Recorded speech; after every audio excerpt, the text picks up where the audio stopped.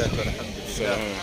Alhamdulillah, kwanza tunamshukuru Mwenyezi Mungu, tunamtakia rehema na amani zimwendee kiongozi wa umma huu ambaye sio mwingine ila bwana Mtume Muhammad sallallahu alaihi wasallam. Siku nyingine ambao tunamshukuru Mwenyezi Mungu kwa kujalia tukafika katika viwanja hivi. Lengo na makusudio makubwa ni kufikisha kilima cha la ilaha illallah Muhammadur Rasulullah, na kueleza wanadamu kwamba hii dunia tuko kwa muda kidogo au muda mchache, kisha wanadamu wanaondoka na wanakuwa wenye kusaulika katika hii ardhi. Lakini bora katika wanadamu ni yule atakayekuwa amefanya vitendo vizuri na akafanya kulingana na amri ya Mwenyezi Mungu alivyoamrisha, maana yake kafuata Uislamu na akafuata Qur'ani na sunna za bwana Mtume Muhammad sallallahu alaihi wasallam.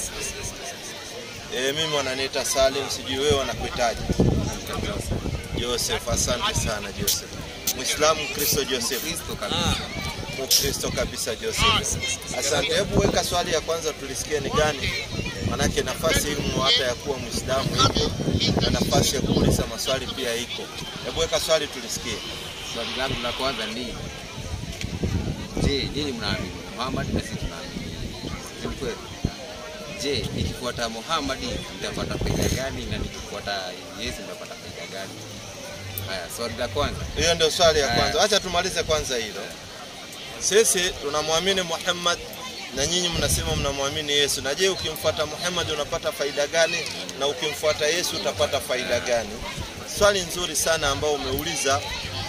Kwanza tuanze na bwana Mtume Muhammad sallallahu alaihi wasallam, kwa sababu sisi ni wafuasi wa bwana Mtume Muhammad sallallahu alaihi wasallam. Qur'ani 3:31, hebu muonyeshe ajue faida anazopata kupitia bwana Mtume Muhammad sallallahu alaihi wasallam. Kwa jina la Mwenyezi Mungu mwingi wa rehema na mwenye kurehemu. Asante. Sema, ikiwa nyinyi mnampenda Mwenyezi Mungu, asante, basi nifuateni. Mtume anasema kama mnampenda Mwenyezi Mungu basi tumfuate yeye Muhammad sallallahu alaihi wasallam. Sasa tukimfuata tunapata faida gani? Teremka. Hapo Mwenyezi Mungu atakupendeni na atakukufirieni madhambi yenu. So ukimfuata Muhammad, Mwenyezi Mungu anakupenda, kisha Mwenyezi Mungu anatuondolea madhambi yetu. Maana yake tunasamehewa dhambi zetu. Na Muhammad ukimfuata, mwisho unaingia peponi kwa sababu yeye ni mtume wa Mwenyezi Mungu na ameleta ujumbe wa Mwenyezi Mungu. So ukifuata yale ambao Mwenyezi Mungu amemwamrisha mtume na ukayatii, basi wewe utakuwa ni miongoni mwa watu walioingia peponi. Na wale watakaokataa kumfuata Muhammad wataenda motoni. Qur'ani 4:41, na itakuwa ni shida sana kwa siku ya kiyama. Qur'ani 4:41. Kwa jina la Mwenyezi Mungu mwingi wa rehema na mwenye kurehemu. Basi itakuwaje tutakapoleta shahidi katika kila umma? Mungu anauliza itakuwaje katika nyinyi wanadamu atakapoletwa mashahidi katika kila umma. Umma wa Nabii Muhammad analetwa Nabii Muhammad ndio shahidi wetu. Na tukakuleta wewe Nabii Muhammad sallallahu alaihi wasallam uwe shahidi juu ya umma wako. Muhammad ndiye ataletwa kuwa shahidi juu ya umma huu. Siku hiyo wale waliokufuru na kumuasi mtume, mtume Muhammad sallallahu alaihi wasallam, watatamani ardhi sawazishwe juu yao. Yani lau kuwa wamefukiwa tu kaburini bila kufufuliwa. Yani wale ambao walimkataa Muhammad wataomba Mungu afadhali achukue hii dunia aiwekelee juu yao, kwa sababu ya ile dhiki wanaona wanaenda kupelekwa motoni. So wale waliomfuata Muhammad wanapata garantii ya kuingia katika paradise. Hiyo ndio faida ya kumfuata bwana Mtume Muhammad sallallahu alaihi wasallam, kwa sababu yeye amekuja kutuletea habari gani? Qur'ani 33:45. Faida ya Muhammad ndio nakupatia. Alafu tuje kwa kufuata Yesu sasa. Ndio upate kizaazaa. Habari. 33:45. Kwa jina la Mwenyezi Mungu mwingi wa rehema na mwenye kurehemu. Faida ya kumfuata Muhammad, sikiza anatueleza habari gani? Ewe mjumbe wa Mwenyezi Mungu. Wayakini sisi tumekutuma. Tumekuleta. Uwe shahidi na mtoaji wa habari nzuri na muonyaji. Tena Muhammad ni mtoaji wa habari nzuri, tena ni shahidi, tena malizia. Na awe muhitaji wa watu kwa Mwenyezi Mungu. Na ndio unaona tunafuata mienendo yake, tunaita watu katika njia ya Mwenyezi Mungu. Malizia. Kwa idhini yake. na uwe taa itoayo nuru, na uwe taa itoayo nuru, na wape habari njema Waislamu ya kwamba, sikiza, Muhammad amekuja kuwapatia habari njema Waislamu ya kwamba wana fadhila kubwa itokayo kwa Mwenyezi Mungu. Wana fadhila kubwa sana itokayo kwa Mwenyezi Mungu. Teremka. Na wape habari njema Waislamu ya kwamba wana fadhila kubwa itokayo kwa Mwenyezi Mungu. Na usiwatii makafiri na wanafiki. Wala usijali udhia wao. Na mtegemee Mwenyezi Mungu. Na Mwenyezi Mungu anatosha kuwa mlinzi.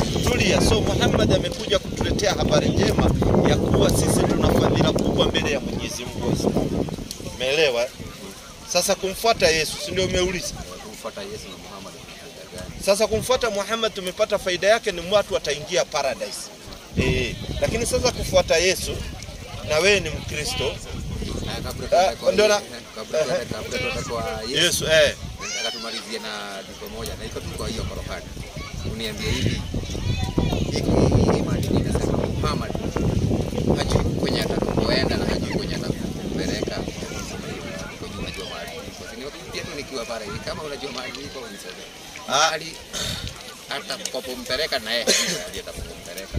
Asante sana. Hiyo ni aya ambayo inatumika na watu ambao tutawaita wakorofi ambao hawapendi kusoma Qur'ani vizuri. 46:9 Qur'ani. Na nataka uisikize vizuri sana Qur'an. 46:9 Qur'an. Huwa inatumika sana na watu wanaweka uchakachuaji ndani ya Qur'an wakati Qur'an inajieleza vizuri.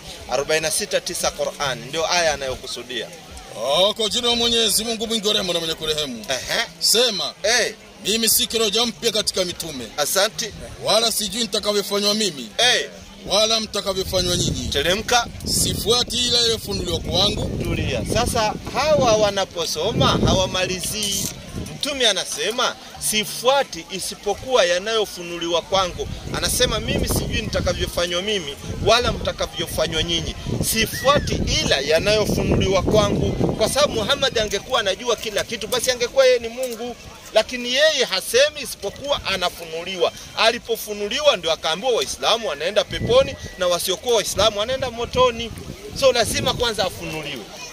Lakini kabla hajafunuliwa hajui kwa sababu yeye sio Mungu. So Muhammad anafuata yale aliyofunuliwa na ndio akafunuliwa Waislamu wanaingia paradise.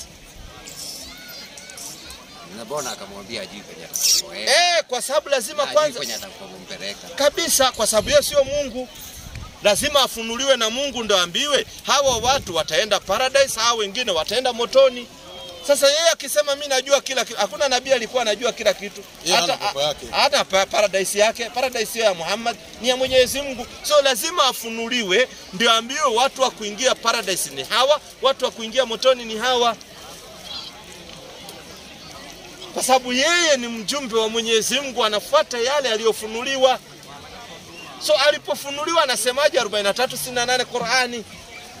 Kisa habari bana. Hii unajua inasomangwa nusu inakatwa mnaambiwa unaona Muhammad hajui kwa sababu wale ni watu ambao hawataki watu waelewe. Ni watu wanajaribu kutumia urongo kwa ajili ya kupotoza watu, ni lengo lao. Lengo lao si watu waelimike, lengo lao ni kupotoza watu. Ndio wakisoma aya wanaisoma nusu wanakata wanakimbia kwingine. Sikiza 43:68 Waislamu Muhammad amefunuliwa ataenda wapi? Kwa jina la Mwenyezi Mungu mwingi wa rehema na mwenye kurehemu. Enyi waja wangu mlio wazuri. Asante. Hamtakuwa na hofu siku hiyo wala hamtahuzunika. Asante. Waja wangu ambao waliziamini aya zetu na walikuwa Waislamu kamili. Ingieni bustanini. Yaani peponi. Nyinyi na wake zenu mtafurahishwa humo. Unasikia Muhammad sasa amefunuliwa, anaambiwa Waislamu wanaofanya vitendo vizuri wataenda paradise. Kafunuliwa, katueleza kabisa. Lakini mwanzo kabla hajafunuliwa hakuwa anajua kwa sababu yeye sio Mungu. Lazima afunuliwe ndio ambiwe hawa watafanywa hivi, hawa watafanywa hivi, hawa watafanywa hivi. Ni kama Musa alipofika kwa bahari, hakuwa anajua kama bahari inaweza kuwa njia. Kama angekuwa anajua inaweza kuwa njia, angekuja akiwa amegonga na ikuwe njia. Lakini Musa alikuja akawa stranded pale. Akaulizwa na watu, wewe umetutoa huko tukuje tukufie hapa? Yeye akawaambia tulieni niongee na Mwenyezi Mungu. Alipoongea na Mungu, Mungu akamwambia, hiyo nini uko nayo kwa mkono ni fimbo, wekelea kwa maji, ikawa njia, akapita Musa. Lakini Musa pia hakuwa anajua kama inaweza kuwa njia. Yesu mwenyewe anaenda kwa miti, hajui kama miti iko na matunda kwa sababu hakuwa anajua, hajafunuliwa. Akaenda akalaani miti bure wakati miti haikuwa na matunda, labda simu wakati wa msimu wake. Na ndio maana Mwenyezi Mungu anamwambia kwamba hakuwa anajua kitabu ni nini na wala imani ni nini. Mpaka wakati alipofunuliwa. Mpaka wakati alianza kufunuliwa sasa. So mitume sio miungu, hapana, mitume sio miungu. Mitume ni wanadamu, wanaletewa wahi, wanafunuliwa. Mitume hawajui kesho kutakuwaje, mpaka afunuliwe ndio ajue kesho kutakuwaje mtume. Lakini Mungu ndo anajua. Tutakuja tu pole pole, hiyo na nzuri sana hiyo. So mitume lazima kwanza wafunuliwe ndio wajue. Mitume si ati wanajua, hapana, lazima wafunuliwe ndio wajue. Ni binadamu. Na hata Yesu anasema mimi mwenyewe siwezi kufanya neno mwenyewe mpaka nikiletewa ujumbe ndio natekeleza hivyo. Mitume ndio wako hivyo. Mitume sio miungu ati wanajua kila kitu, hapana. Mitume lazima wafunuliwe ndio wajue. Kabla hawajafunuliwa hawajui, mpaka wafunuliwe ndio watajua. Je, niulize swali lingine baba? Kabla hujauliza ingine tujamalizana na ukifuata Yesu. Sio umesema kufuata Yesu. Kufuata Yesu na Muhammad. Sasa tumemaliza ya Muhammad, ukimfuata Muhammad unaenda peponi. Sasa ukifuata Yesu, kwanza Yesu anakukataa ukimfuata. 15:21 nianzie kitabu cha Mathayo. Yesu ukimfuata kama wewe sio Myahudi, wewe sio mwana wa Israeli, anakukataa. So wewe Mkenya kumfuata Yesu is for your own risk. Yesu hakutambui. Hakutambui, anakukataa hapa duniani na kesho siku ya kiyama anakukataa kwa sababu hakujui wewe. Sikiza anasemaje 15:21. 15:21 kitabu cha Mathayo. Yesu akaondoka huko. Akaenda kando pande za Tiro na Sidoni. Asante. Na tazama mwanamke Mkananayo mpaka ile akatokea. Akampatia sauti akisema, naam, unirehemu Bwana mwana wa Daudi. Sasa mwanamke amekuja kwa Yesu akamwambia, wewe Yesu unirehemu wewe mwana wa Daudi. Sikiza, binti yangu amepagawa sana na pepo. Kumbe ule mwanamke alikuwa na shida, binti yake alikuwa amepagawa na pepo. Malizia. Wala yeye hakumjibu neno. Kumbe Yesu anaulizwa msaada akiwa hai, anakataa kujibu mtu. Anafanya ignorance, yani kumuignore ule mtu. Yani amekuja anamwambia, wewe Yesu nataka unisaidie binti yangu amepagawa na pepo. Lakini Yesu alipoangalia ule mwanamke akatambua huyu si mwenzetu Mwisraeli. Yesu hakumjibu neno, kanyamaza. Ni kama mimi leo nikwambia nipatie shilingi 10 ukanyamaza, nikajua huyu kanilenga, huyu anipi. Malizia chini. Na wanafunzi wake wakamwendea wakamuomba wakisema. Wanafunzi walipojua Yesu amelenga huyu mwanamke wakamwendea wakamwambia, mwache ende zake. Sikiza, mwanamke anaomba msaada. Yesu wanafunzi wanasema mwache aende zake, teremka. Kwa maana anapiga kelele nyuma yetu. Kumbuka mwanamke apigi kelele, anaomba msaada. Alisia. Akajibu akasema. Yesu sasa akajibu mara ya pili sasa akasema, sikutumwa. Sikutumwa. Sikutumwa. Ila kwa kondoo waliopotea wa nyumba ya Israeli. Yesu anawakataa watu ambao si wa Israeli. Anasema mimi sikutumwa isipokuwa kwa kondoo waliopotea wa nyumba ya Israeli. Mwanamke hakuridhika kwa sababu yeye sio Mwisraeli. Alifanyaje? Naye akaja akamsujudia akisema. Mwanamke akaja akamsujudia Yesu akisema, Bwana unisaidie. Nisaidie tu. Hata kama mimi si Mwisraeli nisaidie tu Yesu. Akajibu akasema. Yesu sasa akajibu tena mara nyingine kwa ukali akasema, si vyema kukitoa chakula cha watoto na kuwatupia mbwa. Yesu anasema sio vizuri uchukue chakula cha watoto alafu watupie mbwa. Watoto ni wana wa Israeli, mbwa ni watu wa mataifa. Chakula ni maneno ya Mungu. Yesu anasema sio vizuri uchukue chakula cha watoto ambao ni neno la Mungu, ambao watoto ni wana wa Israeli, utupie mbwa watu wa mataifa ambao ni wewe pamoja na huyu mwanamke ambao ni watu wa mataifa. So Yesu anawatambua watu ambao si wa Israeli ni maumbwa. Sasa wewe utasemaje unamfuata wakati yeye anakukataa na wakati yako hai alikataa watu ambao si wa Israeli? Malizia, sikia ilikujaje sasa? Naye akaja akamsujudia akisema, Bwana unisaidie. Akajibu akasema si vyema kukitoa chakula cha watoto na kuwatupia mbwa. Teremka. Akajibu ndiyo Bwana. Lakini hata mbwa hula makombo yaangukao mezani kwa bwana zao. Yani ule mwanamke akakubali yeye ni mbwa, akasema hata mbwa hukula makombo, yani ile chakula wewe umekula umeshiba ikianguka pale chini, mbwa anakuja anakula zile. Anasema hata hizo zimeanguka basi nipe. Ndio Yesu akamwambiaje mwisho? Inaendelea kusema akasema. Inaendelea kusema ndipo Yesu akajibu akamwambia, Mama, imani yako ni kubwa. na iwe kwako kama utakavyo. Sikiza, Yesu hakumwambia na binti yako apone, hapana, anamwambia na iwe kwako kama wewe utakavyo. Kwa sababu kama alikuwa na willing ya kumponya, angemwambia binti yako nimemponyesha. Lakini kwa sababu huyu si Mwisraeli, sasa wewe ukifuata Yesu unamfuata for your own risk, hakutambui. Kwa sababu hata kutumwa kwake hakutumwa kwako. 13:23 Matendo ya Mitume. Pole, lakini wewe ni mtu unadandia gari ikienda, unadandia mbele, gari inafaa udandie nyuma, utagongwa bure. Na lazima uangalie gari, na lazima uangalie gari kama inaenda Moranga, kumbe wewe unaenda Moranga na unapanda gari ya kwenda Kitui. Utachanganyikiwa.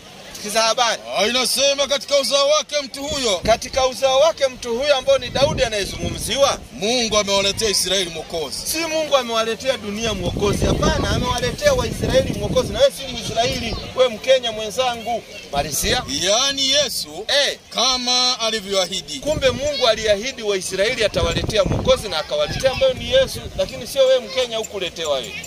Mtume wako wewe Mkenya ni Bwana Mtume Muhammad sallallahu alaihi wasallam, kwa sababu yeye peke yake ndiye ametumwa kwa ajili ya walimwengu wote.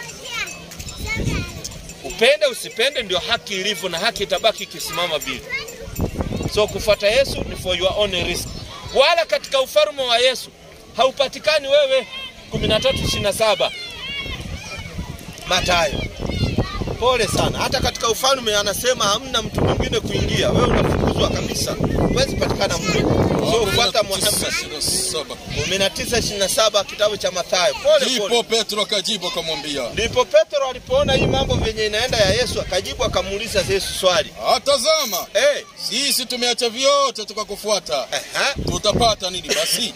Sikiza Petro venye anamuuliza. Sisi tumeacha vyote tukakufuata. Tutapata nini basi? Kwa sababu aliona hapa tunaweza fanya kazi ya bure na hakuna mshahara. Sasa akauliza, tutalipwa nini? Sikiza majibu ya Yesu. Yesu akawaambia, amin nawaambia, ya kwamba ninyi mnifuata mimi, katika ulimwengu mpya atakapoketi mwana wa Adamu katika kiti cha utukufu wake, ninyi nanyi mtaketi katika viti 12, mkiwahukumu kabila 12 za Israeli. Allah. Kumbe hata wanafunzi wanaambiwa watahukumu kabila 12 za watu gani? Rudia usikie. Hapo kwa hakuna Kikuyu. Ndipo Petro akajibu akamwambia, tazama sisi tumeacha vyote tukakufuata. Tutapata nini basi? Yesu akawaambia, amin nawaambia, ya kwamba ninyi mnifuata mimi, katika ulimwengu mpya atakapoketi mwana wa Adamu katika kiti cha utukufu wake, ninyi nanyi mtaketi katika viti 12. Mkifanyaje? Mkiwahukumu kabila 12 za Israeli.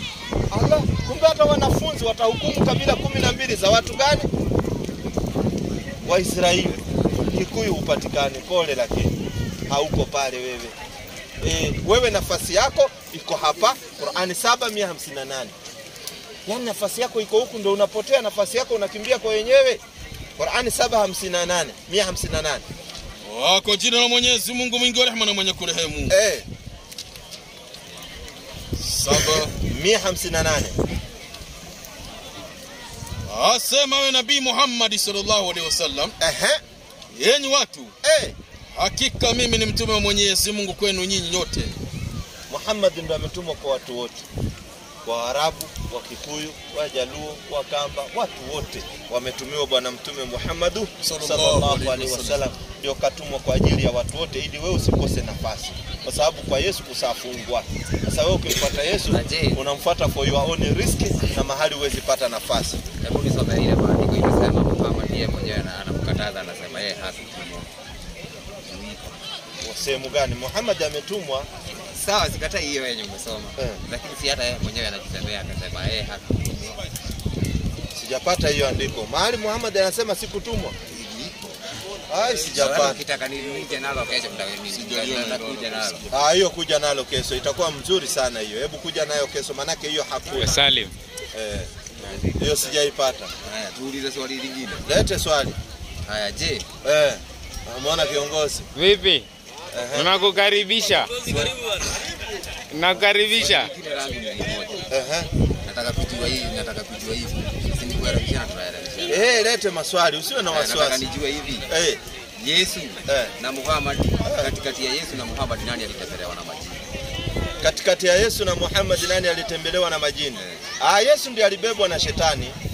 Na shetani ndio anatokana na hao majini. Yesu alikuwa akipewa rifti na shetani, anabebwa, wanaenda kupiga raundi. 4:1 kitabu cha Mathayo. Wanaenda kupiga story huko mlimani. Yesu hata akichagua amechagua mashetani katika wanafunzi wake. Wewe una habari bana? Na Yesu ndiye alikuwa anacheza na hao mashetani wengine, anawatoa kwa binadamu anapeleka huko. Nayo ile inasema mlitafuta Muhammad mkamkosa asubuhi na mapema mkamwona akitokea huko akakuja akasema mnatafuta na nilikuwa nimezikwa na majini. Tunisomea hiyo. Hakuna andiko kama hiyo. Hiyo ni story za Abunuwasi. Hakuna maandiko. Ndio nikakwambia mwenye anakufunza chukua hizo maandiko utuletee, kwa sababu watu wengi wana story zao za Abunuwasi. Na uandike jina la kitabu. Na uandike jina la kitabu ndio ukuje tukutolee. Maana mimi najua kuna Abunuwasi wengi wanazunguka na chuki zao lakini hawana maandiko. Ni kuongea tu. Hii ya Yesu mimi nakuonyesha kubebwa na shetani 4:1. Sikiza.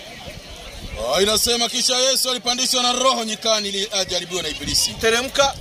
Akafunga siku 40 mchana na usiku. Mwisho akaona njaa. Mjaribu akamjia akamwambia. Huyu ni shetani amemkujia Yesu anamwambia, ukiwa ndio mwana wa Mungu, amuru kwamba mawe haya yawe mikate. Asante. Naye akajibu akasema, imeandikwa, mtu hataishi kwa mkate tu. Asante. Ila kwa kila neno litokalo katika kinywa cha Mungu. Teremka. Kisha ibilisi akamchukua mpaka mji mtakatifu. Ibilisi anamchukua nani? Yesu ndiye alikuwa anapiga raundi na ibilisi. Akamweka juu ya kinara cha hekalu. Tena ibilisi amemchukua akampeleka huko juu. Anamweka huko juu. 6:70 kitabu cha 6:70. Yesu kachagua mmoja alikuwa ni shetani. Unajua hiyo maandiko umekataa kutoa na nitakuja nayo kesho. Kuja nayo kesho. Mimi sijaona maandiko ambayo inasema ati Muhammad alikuwa ameenda akazungukwa na majini, sijaona. Sasa wewe ndio nayo kesho na uandike kwa kitabu vizuri, imekauka ulete hapa, ama mwenye anakueleza hivyo ukuje na yeye pia. Nitakuja nayo na nikuja hadi ile andiko la Injili linasema huko Maka wakati mlikuwa mnazunguka mara 7 mkiwa uchi. Nayo Maka tunazunguka mara 7 tukiwa uchi. Ni vizuri ulete pia hiyo andiko. Lete. Maana Maka tukienda lazima uvae nguo. Huwezi kuzunguka ukiwa uchi. Wale walikuwa wakifanya tawafu wakiwa uchi walikuwa ni makafiri. Si Waislamu, walikuwa ni mushrikina na ndio mtume kawafukuza. Maana wao walikuwa wanajua kuna ibada ya tawafu ilikuwa ikifanywa na Nabii Ibrahim alayhi salam, lakini wao wakabadilisha wakawa wanafanya wakiwa uchi, wakafukuzwa kwa sababu Uislamu uruhusu mambo ya ushirikina hiyo. Lazima uvae nguo, watu wakitawafu wanakuwa wamevaa nguo. Sasa wale ni mushrikina walikuwa wakifanya hiyo tabia kabla Uislamu hujapata nguvu pale. Ndio mtume kawatoa wote pale. Kaisafisha nyumba ya Al-Kaaba. Kawa imesafika kama vile Yesu alivyotoa watu. Kama vile Yesu alienda akatoa watu katika hekalu kwa sababu nao walikuwa wameenda kule wakafanya ni sehemu ya unyang'anyi na biashara. Lakini hiyo wapatii wachungaji ruksa ya kuchapa watu makofi. Sikiza habari 6:70. Yesu akawajibu akasema, Je, mimi sikuwachagua nini 12? Mimi sikuwachagua nyinyi wanafunzi wangu 12? Na mmoja wenu ni shetani. Kumbe mmoja katika wale wanafunzi alikuwa ni nani? Yesu alikuwa na mwanafunzi wake mmoja ni shetani. So Yesu kawa katika wanafunzi wake kaweka shetani mmoja ambaye ndiye anawafikishia mashetani habari. Napa mwingine nafasi. Unampa mwingine nafasi. Na ulisema una maswali mengi. Ulisema maswali ni mengi. Mbona hii inafika hapa tena unakunda? Nataka nipatie wenzangu pia nafasi wanisaidie. Nataka wenzangu. Hamna lazima nitetee Yesu. Yesu namtetea wakati Yesu hakutambui kwa sababu yeye katumwa kwa wana wa Israeli kabila 12. Kikuyu hayuko pale. So wewe kwenda kutetea Yesu ni sawa sawa wewe ni Mkenya unatetea rais wa Rwanda wakati hata kusaidia chochote. Hakuna kitu anaweza kuja kukusaidia Kenya kwa sababu Kenya tuna katiba na tuna rais wetu. Sasa wewe ni sawa sawa unatetea rais wa Kongo ama wa huko nini? Haitakuwa faida kwako. Wewe unafaa utetee rais wa kwako ndio uweze kupata manufaa katika rais wa kwako. Sasa wewe ukimtetea Yesu hakujui. Yesu katumwa kwa wana wa Israeli kabila 10 na akikuona wewe kabila nyingine pale unaambiwa toka nenda kwa sababu wewe huna nafasi pale. Nabii aliyetumwa kwa watu wote ni Nabii Muhammad sallallahu alaihi wasallam. Upende usipende ndio haki namna ilivyo. Yesu hakutambui. Na hata ukijipeleka kule hata kutambua ni sawa sawa wewe ni Mkenya unajipeleka kwa rais wa Kongo hata kutambua kwa sababu unauliza document zako inarudi wapo Kenya. Wewe kwenda kwenu Kenya bana. Sasa wewe unatafuta msaada huko wakati kuna rais wako hapa Kenya. Sasa wewe kiongozi wako Nabii Muhammad, wewe unakataa Muhammad, unakimbilia Nabii Isa ibn Maryam. Wakati Nabii Isa anakukataa, hakutaki. Tumalize na hili andiko linasema hivi. Yesu alikujiwa na kipofu na akamponya. Kipofu ikaendea Muhammad. Muhammad akakuja. Sasa tujue hapo ndio katikati ya hiyo. Hiyo aya nimekufunza na nilikufunza ile wakati mwingine. Hakuna wakati Yesu atakujua na kipofu alafu the same kipofu aende kwa Muhammad. Wakati Yesu na Muhammad wameachana na miaka mingi sana. Na huyu kipofu aliyemkujia bwana mtume Muhammad sallallahu alaihi wasallam, Muhammad alikuja akamfanya hata akawa mpaka muadhini wa msikiti wa mtume. Hako na haja kufunguliwa macho. Kumbe una habari, na huyu hakuwa na habari ya kufunguliwa macho. Huyu alikuwa anataka kufunzwa mambo ya Mwenyezi Mungu. Na Muhammad alikuja akamfunza na tena akamfanya ni muadhini wa msikiti wa mtume. Akawa ndio anaadhini, akawa Muislamu. Ibn Maktum. Sasa sijaelewa tatizo liko wapi. Huyu alikuwa anataka afunzwe maneno ya Mwenyezi Mungu na mtume akiliponini alafu akamfunza na akamfanya mpaka ni mfuasi wake na akafa akiwa Muislamu. Sasa sijajua tatizo liko wapi pale.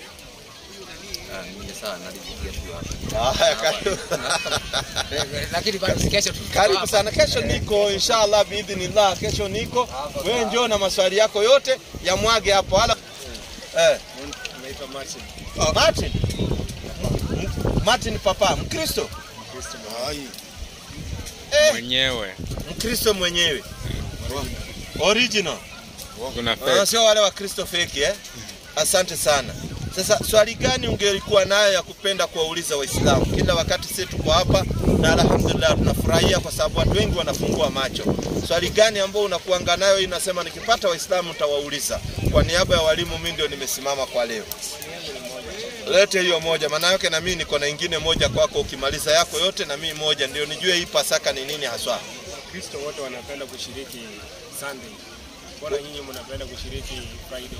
Asante sana, swali nzuri sana. Sio Wakristo wote wanashiriki Sunday. Wakristo kuna wengine wanashiriki Jumamosi, wanaitwa Wasabato. Ni wengi sana wanashiriki Jumamosi, lakini percentage kubwa inashiriki Sunday. Sasa unauliza mbona nyinyi Waislamu mnapenda kushiriki Ijumaa? Qur'ani 62:9 baba. Sikiza vizuri. Mbona tunapenda kushiriki Ijumaa? 62:9 Qur'an.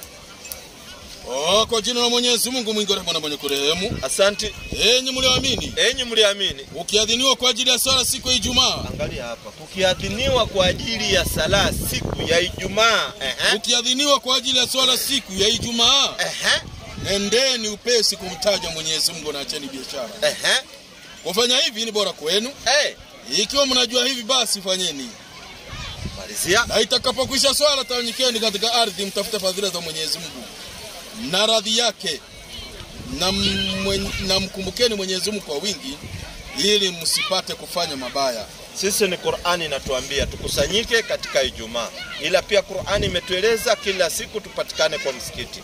So tunaenda kila siku na Ijumaa pia tunakusanyika msikitini. Qur'ani ndio imetuambia. Nyinyi aliyowaambia mpatane Sunday nani?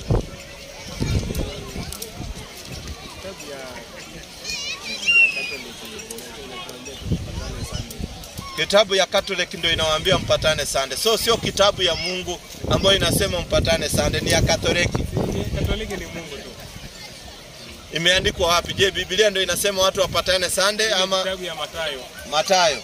Sehemu gani inasema watu wapatane Sunday? Hebu tusomee angalau tufurahie. Mathayo ngapi? 10? Kuanzia 10 hadi 37. 10:37. Mathayo. Watu wapatane Jumapili.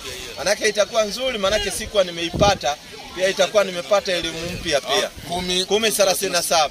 10:37 inasema apende baba umama kuliko mimi. Apende baba umama kuliko mimi. Hanistahili. Asante. Wala apende mwana au binti kuliko mimi. Hanistahili. Wala mtu inaenda kusema wala mtu asiyechukua msalaba wake atakanifuata. Hanistahili. Mpaka ngapi hiyo inasema sana?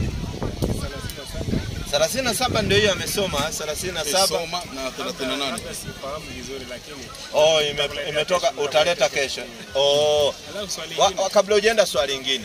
Hii Sunday haimo katika Biblia. Hii ni kitu iliyokaliwa katika kikao ya Nisea. wakatengeneza wakaifanya wawe wanashiriki Sunday, ambao Sunday ilikuwa ikifanywa na wapagani waliokuwa wakiliabudu jua, ilikuwa inaitwa Sun Worshiping Day. Ezekieli 8:13. Mambo ya koparuwanja. Hii ilikuwa ni siku ya wapagani walikuwa wakisherekea kuabudu Mungu jua, walikuwa wanasema jua ndio Mungu wao. Ezekieli 8:13. Bwana vitu vimo pole pole tu. 8:13 Ezekieli nabii kwa wenye kuandika. Akaniambia tena, utaona tena machukizo makubwa mengine. Sikiza, anaambia utaona machukizo mengine makubwa kuliko haya. Mengine unayotenda. Hii paka nileta mpaka mlango wa kuingilia katika nyumba ya Bwana. Ulioelekea upande wa kaskazini. Na tazama, wanawake wameketi wakimlilia Tamuzi. Akaniambia, mwanadamu, umeona haya? Utaona tena machukizo makubwa kuliko hayo. Asante. Akanileta mpaka ua wa ndani wa nyumba ya Bwana. Akanilete mpaka ua wa ndani ya nyumba ya Bwana.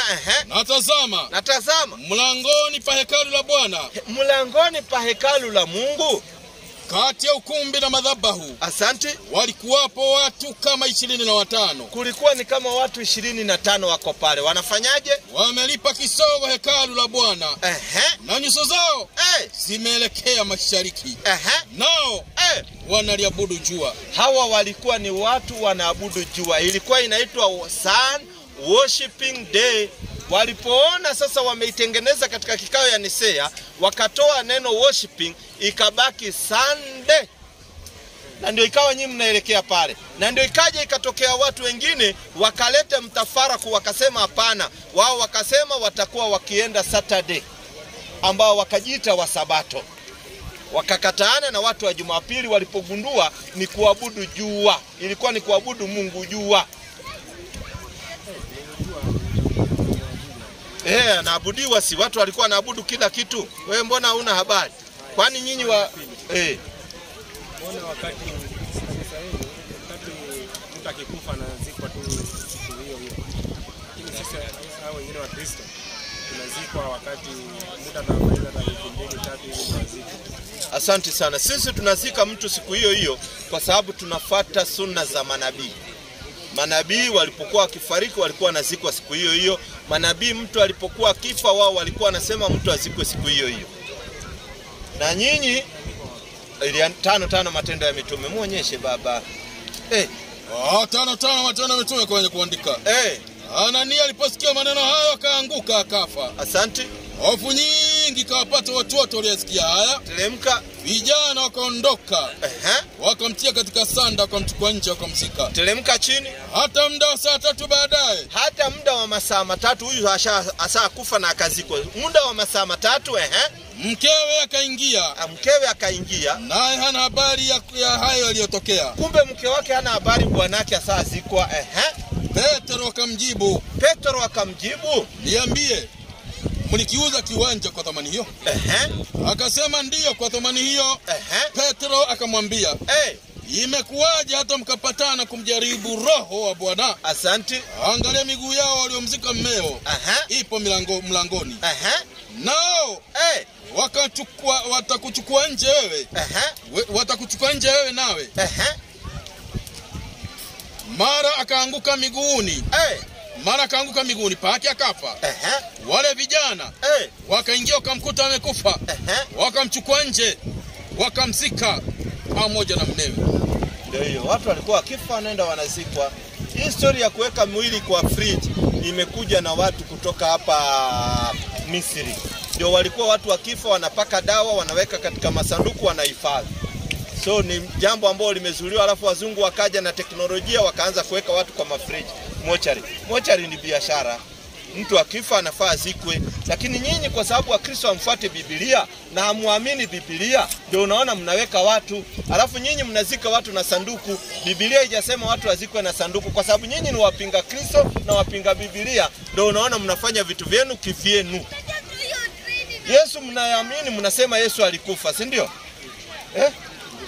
Aliwekwa siku ngapi? Yesu alipofuka aliwekwa siku 3. Andiko gani nasema Yesu alipokufa aliwekwa siku 3?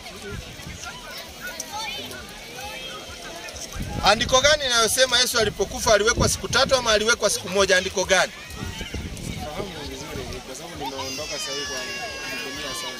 Wewe umewaachana na Biblia sana siku hizi ukumbuki. Nyinyi katika imani yenu mnaamini Yesu alipokufa, Ali wa Arimathea alienda akaomba auzike ule mwili, akapewa mwili, akauchukua akaufunga na sanda, akazika siku hiyo hiyo.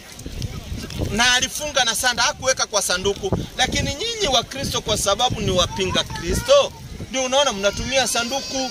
Mambo yenu mnafanya kinyume na aliyosema manabii. Lakini sisi hatuamini Yesu alikufa. Leta swali lingine. Kama una swali lingine nataka unisaidie. Kuna kitu naona watu wanasema inakuja hii Friday. Ni nini hiyo?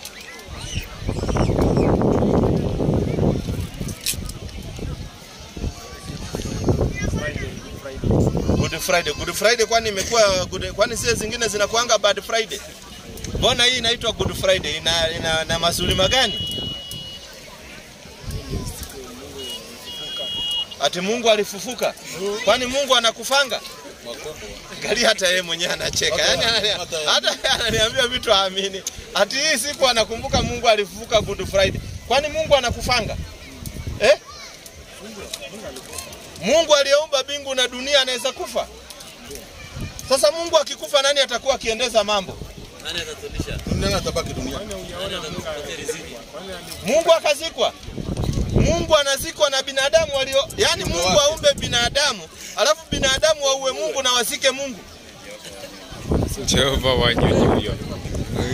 Sisi wewe unaniambia ati Mungu alikufa, hata nimeshangaa. Mungu wetu sisi hapatikani na umauti, hakufi. Mungu aliyetumba sisi hakufi. Na ukiona Mungu anayekufa huyo ni Mungu feki. Kwa sababu Mungu ndio ameumba mauti, yeye hakufi. Wanadamu ndio wanaokufa ili wapate njia ya kumrejea Mola wao. Sijapata nani aliwekwa kwa msalaba. Waizi ndio walikuwa akiwekwa kwa msalaba. Yaani Mungu anapigiliwa misumari na watu waliomuumba. Aliyewaumba viumbe vyake wanapigilia Mungu misumari. So disciples ndio wanapigilia Mungu misumari. Walikuwa na tabia mbaya. Kwani walikuwa na tabia mbaya aje? Yaani Mungu awaumbe alafu ampigilie misumari. Allah kaka. Achana na hii imani. Wewe hata unaona hii imani yenyewe. Wewe hata haumo katika hiyo imani, achana nayo. Acha kudandia katika Ukristo, achana nayo, kuwa Muislamu. Hakuna vitu kama hiyo. Hiyo ni story ya kuigiza. Sijaona Mungu akiwekwa kwa msalaba. Na hiyo Mungu akiwekwa kwa msalaba, huyo siwezi abudu Mungu aina hiyo. Kwa sababu huyo Mungu saa hii akikuja si atapigwa na nuclear. Saa hii hata kuna nuclear. Sasa kama alishindwa na tumisumari peke yake, sasa hiyo kitabu yenu, sasa utarudiji kwa Wakristo ambao wewe utatuletea hiyo kitabu ambao mnasoma inasema Mungu aliuawa? Utatuletea? Kesho utatuletea. Sasa unaonaje huyo Mungu akija saa hii, wakati hiyo aliuawa na misumari, saa hii tuko na bunduki AK47. Si anachapwa moja ya kichwa anakufa risasi? Au misel. Ama misel ziko. Hawezi kufufuka tena. So anabaki hivyo akiwa amekufa. Mimi wananiita Salim. Evaresta. Mkristo Hujaokoka Lakini wewe ni Mkristo ama Muislamu? Katikati ndio natafuta kujua ukweli nilipokea kwa Kristo. Wewe sio Mkristo, wewe sio Muislamu, uko katikati. Asante sana. Hebu lete swali yako ni gani uko nayo kwa Waislamu? Swali yangu yenye nataka niulize hivi. Ninaona wengine wanajifunia Yesu, wengine wanajifunia Muhammad. Hizo vitu tofauti ni gani? Hakuna tofauti. Yesu alikuwa ni Muislamu, Muhammad alikuwa ni Muislamu. So wale wanasema wanajifunia Yesu ni watu ambao waliopotea, hawajui njia. Kwa sababu Yesu ni Muislamu, Muhammad ni Muislamu. Mungu ni mmoja. Mungu ameleta dini moja duniani. Mungu hawezi kuleta dini mbili duniani. So wote ni Waislamu. Yesu ni Muislamu ndugu yetu, Muhammad ni Muislamu ndugu yetu. Wote tunawaamini. Lakini sisi ni wafuasi wa Bwana Mtume Muhammad sallallahu alaihi wasallam. Lakini wote tunawaamini, wote ni Waislamu. Qur'ani 42:13. Sikiza pole pole, wote ni Waislamu. Mungu hawezi kuleta dini mbili duniani. Kwa jina la Mwenyezi Mungu mwingi wa rehema na mwenye kurehemu. Amekupeni sheria dini ile ile aliyomuhusia Nuhu. Asante. Na tulio kufunulia wewe. Na tuliwahusia Ibrahimu na Musa na Isa kwamba simamisheni dini wala msifarakiane kwayo kwa ajili ya dini. Sikiza, amekuhusia sheria ya dini ile ile aliyomuhusia Nuhu, Ibrahimu, Musa na Isa, Yesu mtoto wa Mariamu, kwamba wasimamishe dini ambayo ni dini moja ya Uislamu. Yesu alikuwa Muislamu, akiwa hapa duniani alikuwa akienda msikitini. Na bahati nzuri walioandika Biblia wakatuandikia kuwa Yesu kaenda msikitini. So walikuwa ni Waislamu wale. Ndio sasa ikafika aje wakaanza kusema ni lazima mtu asaliwe mara ya pili ndio uone ufalme wa mbinguni. Atasaliwa staili gani? Kuzaliwa mara ya pili utazaliwa staili gani? Kuzaliwa mara ya pili ndio upate uzima wa milele ni hivi 17:3 kitabu cha Yohana. Ni vitu vyepesi sana. Upate uzima wa milele, uzaliwe mara ya pili ni hivi tu, ni kitu nyepesi sana, na ndio tunaletea watu hapa kila siku. 17:3 baba. Inasema kwenye kuandika na uzima wa milele ndio huu. Sikiza, na huu ndio uzima wa milele on a golden plate. Wakujua wewe Mungu wa pekee wa kweli na Yesu Kristo uliyemtuma. Wewe ukijua Mungu ni mmoja peke yake, hana mtoto, hakuzaa wala hakuzaliwa, na ukajua Yesu ni mtume wa Mungu, unapata uzima wa milele. Lakini zama hizi ni zama za Muhammad, lazima pia umtambue bwana mtume Muhammad sallallahu alaihi wasallam. Maneno unakuwa Muislamu na unaingia katika uzima wa milele, na ndio tunakuambia utamke tu maneno. Saa hii kukuweka kwa maji na hii baridi imeanza kuingia, utapata limunia. Kali sana bwana. Na ukipata limunia utaenda kupigwa mashindano na hakuna haja. Ni unatamka maneno unakuwa safi. Watu wanakuwa wasafi kwa ajili ya maneno. 15:3 hapo Yohana. Inasema kwenye kuandika ninyi mmekwisha kuwa safi kwa sababu ya lile neno nilowaambia. Watu wanakuwa safi kwa ajili ya maneno ya kupata uzima wa milele. Unaamini Mungu ni mmoja na unaamini manabii wa Mwenyezi Mungu. Hiyo tu pole pole. Naam. Katika kufunga ya Waislamu. Naam. Ninaona wakisema ukifunga ifike wakati ufungue kama umeingia kwa dhambi. Unaweza fanya aje ndio umalizie hiyo kitu. Ama ndio utoe tamaa niseme umalizie hiyo kitu. Sijakupata vizuri. Yaani mtu amefunga alafu akafungua mchana ama namna gani? Niseme hivi mtu amefunga na imefika wakati amefungua mchana. Hiyo kifunga anaweza endelea nayo kesho yake ama sasa hapa ameshaharibu kufunga. Hapana, ukifunga alafu ukafungua kwa ajili ya dharura. Sawa, dharura maana yake maybe emergency, ulikuwa umefunga alafu ukaumwa na tumbo, ikawa wewe ni mgonjwa. Ukiwa mgonjwa unaruhusiwa unaweza kufungua. Kama yale maradhi huwezi kuyastahimili, ukafungua.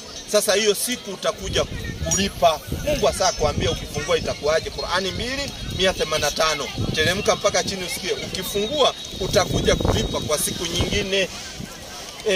Ramadhani kiisha alafu utalipa ima mwezi wa Shawwal ama mwezi unaofuata au mwezi unaofuata. Uzuri ni ulipe kabla hujafika Ramadhani nyingine. Siku ambayo ulifungua. Yaani Uislamu ni wepesi, hakuna uzito. Sikiza inasemaje? Kwa jina la Mwenyezi Mungu mwingi wa rehema na mwenye kurehemu. Enyi mlioamini.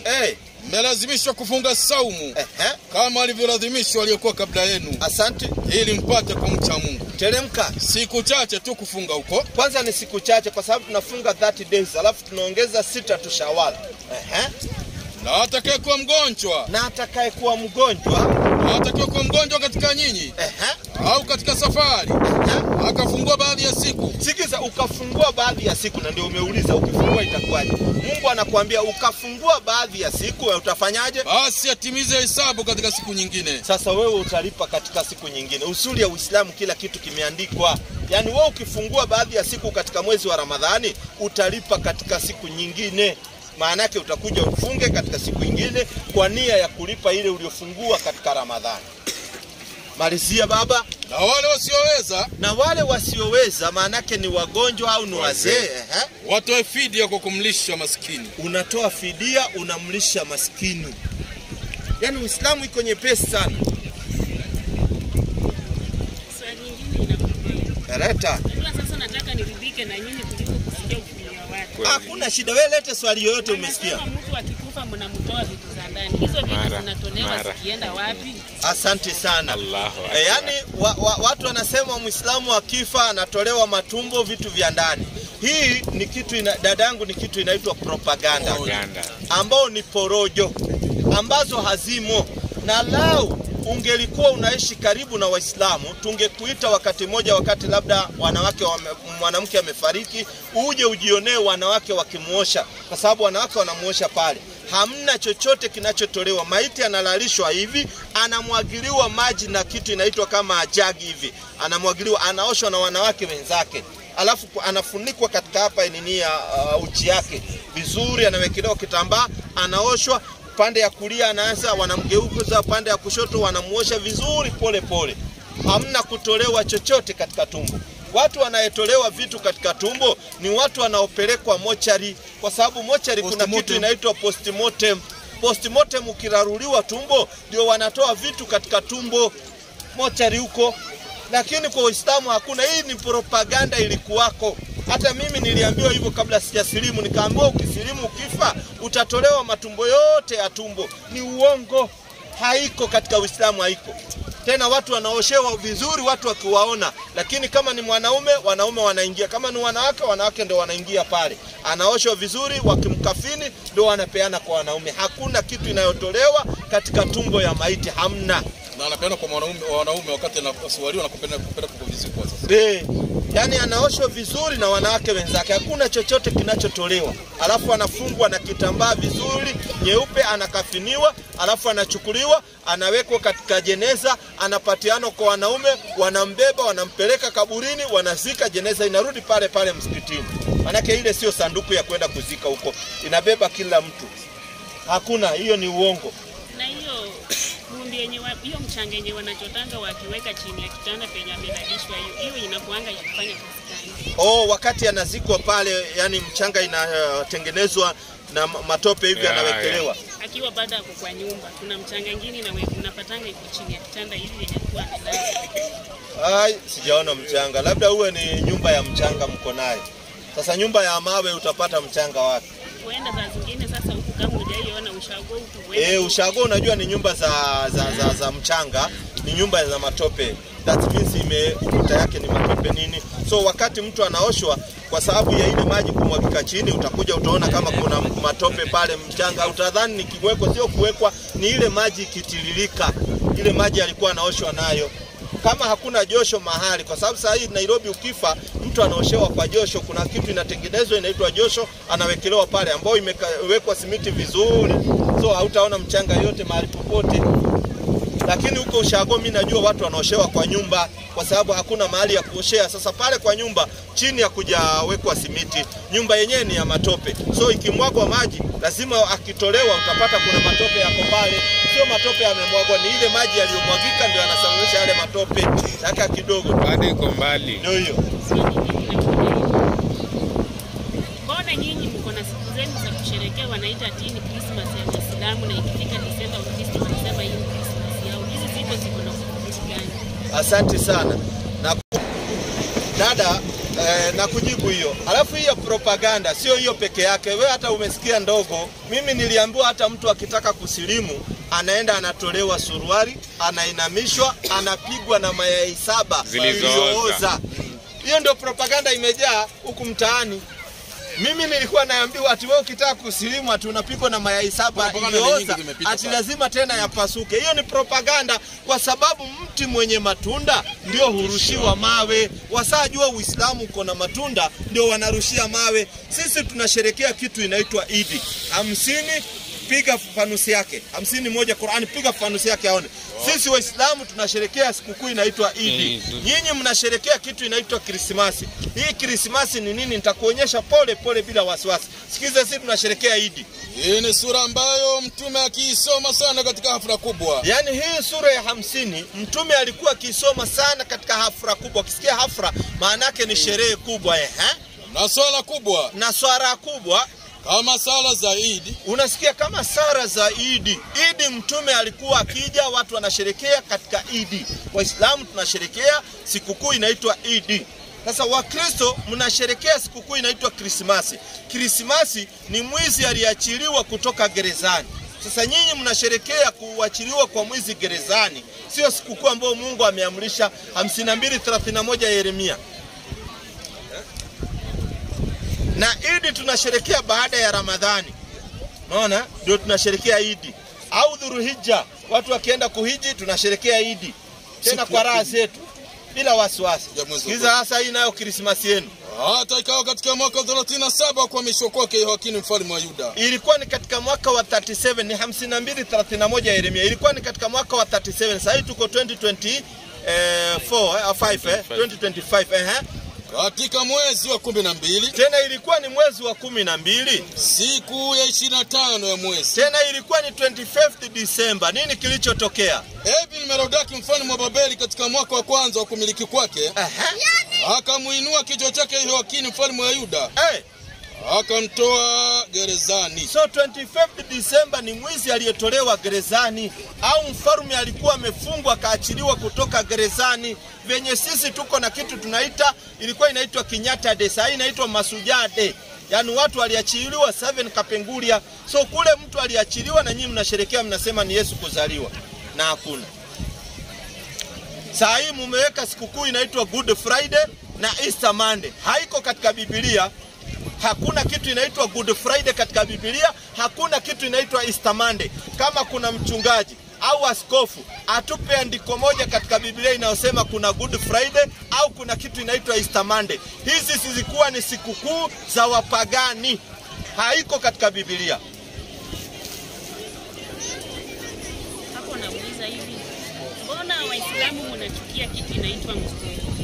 Wana ubaya gani? Swali yake nzuri sana. Anauliza mbona Waislamu mnachukia kitu inaitwa nguruwe? Kwani nguruwe iko na shida gani? Kwanza hakuna Muislamu duniani anayechukia nguruwe. Sijapata Muislamu anayechukia nguruwe. Sasa wewe utachukiaje kiumbe cha Mwenyezi Mungu alichokiumba? Ila Waislamu hatuli nyama ya nguruwe. Tumekatazwa kula nyama ya nguruwe. Lakini nguruwe ni kiumbe cha Mungu, hatuna chuki nacho.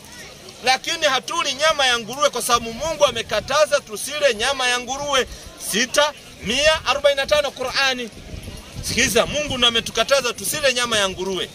Wala hatuna chuki na mnyama yoyote aliyeumba Mwenyezi Mungu. Lakini kula nyama yake ndio tumekatazwa. 6:145 Qur'an. Kwa jina la Mwenyezi Mungu mwingi wa rehema na mwenye kurehemu. Asante. Sema. Sioni katika yale yaliyofunuliwa mimi. Yaani nililotolewa wahi sioni. Kitu kilichoharamishwa kwa mlaji kukila. Isipokuwa kiwe ni mzoga. Asante. Au damu inomwagika. Au nyama ya nguruwe. Tumekatazwa kukula nyama ya nguruwe ndani ya Qur'an. Na sio aya moja, zimekuja aya zaidi ya 4 ambazo zinakataza watu kula nyama ya nguruwe ndani ya Qur'an. Qur'ani 5:1. 5:3 Qur'ani. 5:3 Qur'ani. Sisi tumekatazwa kula nyama ya nguruwe, so hatuli. 5:3 Qur'ani inasemaje? Kwa jina la Mwenyezi Mungu mwingi wa rehema na mwenye kurehemu. Mumeharamishiwa nyamafu. Tumeharamishiwa nyamafu na damu na nyama ya nguruwe. Na nyama ya nguruwe tumeharamishiwa, hatuli nyama ya nguruwe. So sisi Waislamu tumeharamishiwa. Je, nyinyi wa Kristo, kwani nyama ya nguruwe huo mnaruhusiwa kukula? Hapo kwanza nimekuambia mimi si Mkristo na Muislamu. Sasa katika Biblia pia nguruwe imekatazwa watu kula. 11:7 kitabu cha Walawi. So ni kitu kilichoharamishwa na Mungu, hakifai kuliwa. 11:7 Walawi. Nguruwe imekatazwa. Na nguruwe kwa sababu yeye anazo kwato. Biblia inasema na nguruwe kwa sababu huyu nguruwe anazo kwato. Ni mwenye miguu iliyopasuka kati. Tena nguruwe ni mwenye miguu iliyopasuka kati. Lakini hacheui. Lakini nguruwe hana kitu inaitwa chewing card. Yaani nguruwe hacheui. Yeye ni najisi kwenu. Yaani nguruwe, Biblia inasema nguruwe ni najisi kwenu. Musile nyama yao wala msiiguse mizoga yao. Biblia inasema msile nyama ya nguruwe wala msiguze mizoga ya nguruwe. Na Qur'ani inasema msile nyama ya nguruwe. So nguruwe ni Mungu amekataza watu wasile. So hatuna shida na nguruwe, lakini hatuli nyama yake, Mungu kakataza. Ni sawa. Hapo nakuja hivi. Wao wanasema kuna kuokoka na kuna kukombolewa. Hiyo kitu tofauti kwa wapi? Kwanza hakuna kitu inaitwa kuokoka. Kwa sababu kuokoka, watu wataokoka siku ya mwisho, sio hapa duniani. Hapa ukisikia mtu anakuambia nimeokoka, huyo ni mrongo wa mwisho. Yaani upatane na mtu hapa akwambie mimi nimeokoka, murongo huyu anakudanganya, anataka kukuibia bure. 2:21 Qur'an. 2:21 Qur'an. Hakuna kuokoka hapa. 2:21 Qur'an. 2:21. Kwa jina la Mwenyezi Mungu mwingi wa rehema na mwenye kurehemu. Enyi watu, mwabuduni Mola wenu, ambaye amekuumbeni nyinyi na wale walio kabla yenu, ambaye amekuumbeni nyinyi na wale wa kabla yenu, ili mpate kuokoka. Kuokoka ni siku ya mwisho, sio hapa duniani. Hapa duniani ukisikia mtu anakuambia nimeokoka, urongo. Kuokoka ni siku ya mwisho. Petro wa kwanza 1:5. Hapa duniani nitakuonyesha watu wanafanya kitu gani. Petro wa kwanza 1:5. Petro. Tunapatana na mtu mimi nimeokoka, Yesu ni Bwana. Urongo huyo, anakudanganya bure. Hamna, wewe utaokoka na uishi hapa duniani. Kuokoka, sikiza. Petro wa kwanza 1:5. Inasema kwenye kuandika, nanyi mnalindwa kwa na nguvu za Mungu. Nanyi mnalindwa na nguvu za Mungu kwa njia ya imani, tena kwa njia ya imani, hata mpate wokovu ulio tayari kufunuliwa wakati wa mwisho. Hata mpate wokovu ulio tayari kufunuliwa wakati wa mwisho. So wokovu ni wakati wa mwisho. So hapa duniani tunafanyaje? Tunakaa na kitu inaitwa kuongoka. Qur'ani 2:137. Sikiza habari. Hapa ni kuongoka, sio kuokoka. Kuna tofauti ya kuokoka na kuongoka. Sasa hapa duniani tunaongoka, sikiza vizuri. 2:37. Inasema kwa jina la Mwenyezi Mungu mwingi wa rehema na mwenye kurehemu. Asante. Basi wakiamini hao manaswara na Mayahudi. Kama mnavyoamini nyinyi Waislamu. Kama tunavyoamini sisi Waislamu. Itakuwa kweli wameongoka. Itakuwa kweli wameongoka. So hapa duniani tunaongoka. Kuongoka ni nini? Kuongoka ni kushika sheria za Mwenyezi Mungu. Hiyo ndio kuongoka. Yesu anasemaje kuhusiana na kuongoka? 18:1 kitabu cha Mathayo. 18:1, basi sijakosea. 18:1 Mathayo. Hebu tuikague Mathayo 18:1.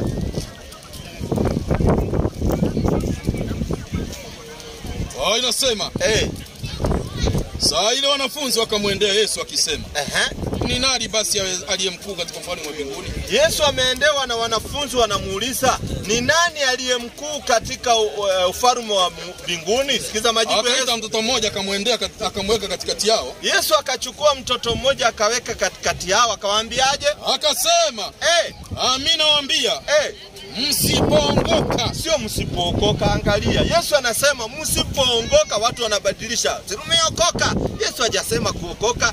Yesu anasema msipofanyaje? Msipoongoka na kuwa kama vitoto, hamtaingia kamwe katika ufalme wa mbinguni. Yesu anasema watu wasipoongoka hawataingia ufalme wa mbinguni. Na Qur'ani imesema mkifuata na mkaamini vizuri mtakuwa kweli mumeongoka. So kuna kuongoka na kuokoka, vitu mbili tofauti. Kuokoka ni siku ya mwisho, usiingizwe motoni, uingizwe paradise. Kuongoka ni kukaa na sheria ya Mungu, ufuate sheria za Mungu. Ndio Yesu anawaambia msipoongoka kama huyu mtoto mdogo hamwezi kuingia ufalme wa Mungu. Kukaa katika hali ya utiifu. Yaani kukaa katika hali ya utiifu, yani unatii katika sheria za Mungu. Hapo nauliza, ninaona nyinyi mmevaa kanzu na kuna makanisa zingine pia huwa wanavaa kanzu. Lakini ninaona ibada yenu iko tofauti. Tofauti yenu ni gani? Na kila mtu naona akivaa kanzu na mkiingia mnaacha viatu nje. Hizo viatu zinabaki nje kumaanisha. Asante sana. Swali yako nzuri sana. Kwanza hawa inaonekana wamebakisha tu kilima cha la ilaha illallah Muhammadur Rasulullah. Kwa sababu haya mengine wameyajua. Tunatoa viatu ni kwa sababu hii Qur'ani 20:12. Tunatoa viatu kwa ajili ya hiyo, na kanzu utakuonyesha tunafaa kwa ajili ya nini. Sikiza habari. Kwa jina la Mwenyezi Mungu mwingi wa rehema na mwenye kurehemu. bila shaka mimi ndio Mola wako. Bila shaka mimi ndio Mola wako. Basi vua viatu vyako. Basi vua viatu vyako. Hakika wewe uko katika bonde takatifu la Tua. So anaambiwa toa viatu vyako. Qur'an nasema vua viatu vyako, hakika wewe uko katika bonde takatifu la Tua. So sehemu ambayo unaongea na Mungu inafaa utoe viatu vyako. Ndio unaona tunatoa viatu. Ni sehemu takatifu unaongea na Mungu. Kanzu, kwa nini wale wanavaa? Ni kwa sababu wasagundua kanzu ni vazi aina gani? 16 ine kitabu cha Walawi baba. Tumpeleke dada polepole ataelewa. Ndio unaona Wakristo wengine wanavaa kanzu na wanatoa viatu kwa sababu wasajua Uislamu ndio haki, lakini hawataki kuingia wazima. Wanaingia na mguu mmoja ikiwa ndani nyingine nje. Ni wasilimu tu waingie kabisa. Manake haki ndio hiyo. Inasema kwenye kuandika. Kanzu wanavaa kwa nini? Wasajua usiri ya kanzu. Hata ivaa ile kanzu takatifu ya kitani. Kumbe Biblia inasema kanzu ni vazi takatifu. Malizia. Hatakuwa na zile suruali za kitani mwilini mwake. Yaani ukivaa kanzu kuna suruali unavaa ndani yake. Uvai hivyo uchi hapana. Hatafunga ule msipu wa kitani. Naye atavaa ile kofia ya kitani. Atakuwa na kofia ina hii ndio kofia ya kitani, hata ukienda kotini ya utoi. Hayo ndiyo mavazi matakatifu. Ala, kumbe kanzu na kofia ndio mavazi matakatifu. Ndio unaona Wakristo wengine wanavaa kwa sababu wasajua siri. Wasajua hii mavazi ya Waislamu wanavaa matakatifu, ndio unaona wanavaa. So wale Wakristo wanisiri wamejua. Na mbona wengine wanavaa kanzu na hawana alama kwa kichwa kama nyinyi wanawaona mko na alama, na mbona wala hawana alama na wako na makanzu? Hawana alama kwa sababu wamekataa kuwa Waislamu kumsujudia Mungu. 48:29 Qur'an. Muhammadur Rasulullah. Sikiza habari. Hii ndio upate hii alama. Haitoki hivi hivi hapana. Ndio unaona Wahindi wengine wanaitwa nani wa speaker Rasinga wanajaribu kuiweka na rangi. Haiwekwi na rangi. Kuna sababu inafanya hii sijida itoke. Sikiza inatoka namna gani? Kwa jina la Mwenyezi Mungu mwingi wa rehema na mwenye kurehemu. Muhammad ni mtume wa Mwenyezi Mungu. Asante. Na wale pamoja naye ni wenye dhabiti mbele ya makafiri. Asante. Na wenye kuhurumiana wao kwa wao. Utaona wakiinama kwa kurukuu na kusujudu pamoja. Yaani Waislamu wanainama kwa kurukuu, wanarukuu namna hivi. Tena wanasujudu pamoja, maana yake wanapeleka nyuso zao chini, wanasujudu namna hivi. Hii wakisujudu sasa kuna athari inatokea pale. Ndio wewe unaiona. Ngoja dakika moja. Malizia sasa. Muhammad ni mtume wa Mwenyezi Mungu. Na wale pamoja naye ni wenye dhambi mbele ya makafiri. Na wenye kuhurumiana wao kwa wao. Utawaona wakiinama kwa kurukuu na kusujudu pamoja. Wakitafuta fadhila za Mwenyezi Mungu na radhi yake. Alama zao. Asikiza, alama zao ndio unaona inaonekana hapa. Alama zao si katika nyuso zao kwa taathira adhari ya kusujudu. So inapatikana hii sijida inapatikana kwa ajili ya mtu kupeleka uso chini. So wale Wakristo wameogopa kupeleka uso chini, hawataki. Sasa hiyo ndio tatizo. Malizia. Inaenda kusema huu ndio mfano wao katika Taurati. Na mfano wao katika Injili umetajwa hivi. Yaani ilikuwa ndio mfano ya Waislamu, ukipeleka uso chini, athari ya kusujudu inatokea kitu inaitwa sijida. Unaiona hapa. Ndio alama inatokea hivyo. Lakini Wakristo wamekataa kusujudu kwa sababu hawataki kufuata Yesu na hawataki kufuata manabii. Yesu alikuwa na sijida kwa sababu alikuwa akisujudu. Na ninauliza, mbona wanasema mshahara ya dhambi ni maiti kiaje? Niliona mahali pengine kuliandikwa mahali kwa Biblia Warumi 6 mstari wa 23. Si kuelewa ni mauti kwa njia gani? Unaweza nifafanulia? Hiyo ni story za jaba. Ukisema mshahara ya dhambi ni mauti, hiyo ni story za jaba kwa sababu ufanye dhambi usifanye dhambi zote tutakufa. Sawa Mtu ambaye anayefanya dhambi na mtu asiyefanya dhambi wote tutakufa.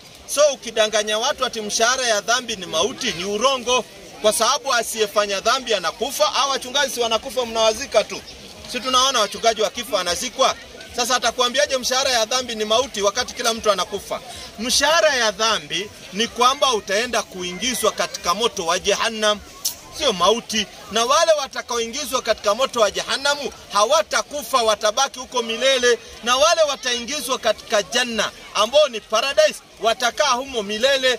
So mshahara ya dhambi ni wewe utubu ukiwa hai, usamehewe na Mungu. Kama hutatubu, ukikufa katika hiyo hali, Mungu atakuweka motoni. Lakini watu wote watakufa, yani kifo hakuna, uwe mzuri uwe mbaya, lazima tufe, kwa sababu kifo ni haki. Yani ni kitu ya ukweli, lazima itendeke kwa kila mwanadamu. Uwe mcha Mungu, usiwe mcha Mungu, lazima kila mwanadamu ataonja mauti. Hiyo ni amri ya Mwenyezi Mungu, ishapita. Lazima takufa. Sasa tukikufa ndio Mungu atawalipa wale wema, atawaingiza paradise. Wale wabaya atawaingiza motoni. So hata ukiona, na ndio tunaambiwa sisi Waislamu, ukitembea katika hii ardhi ya Mwenyezi Mungu usitembee na malingo.